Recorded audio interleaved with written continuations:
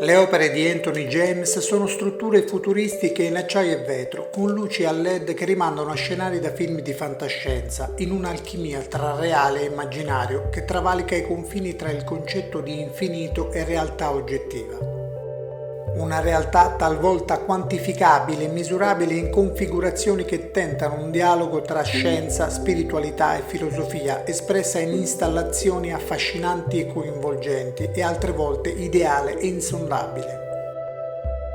Le opere di Anthony James sono mondi possibili che sondano universi interiori e aprono la mente sul concetto di misticismo e il suo rapporto improbabile con la scienza.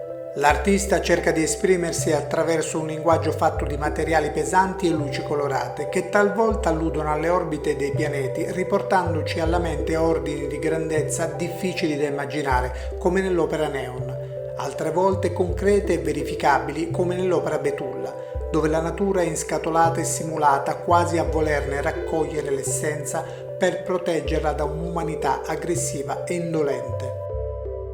Gli specchi, sapientemente disposti, moltiplicano i tronchi di Betulla esaltando la prospettiva e rimarcando il concetto di infinito che è insito nella poetica dell'artista. L'opera Betulla è composta da tronchi di betulla, metallo, specchi e forti luci fluorescenti. L'albero di Betulla è simbolo di purezza e castità. Nella cultura celtica è associata a elfi e spiriti elementali. L'artista ha una formazione artistica accademica, avendo studiato arte e design a Londra. La sua cultura artistica traspare nella sapiente capacità di organizzare spazi e volumi, mixare colori e forme. Nella poetica di James c'è la consapevolezza di innescare meccanismi inconsci nell'osservatore, che superano le linee di demarcazione tra il concettuale e il materiale, in una sintesi alchemica rilevante.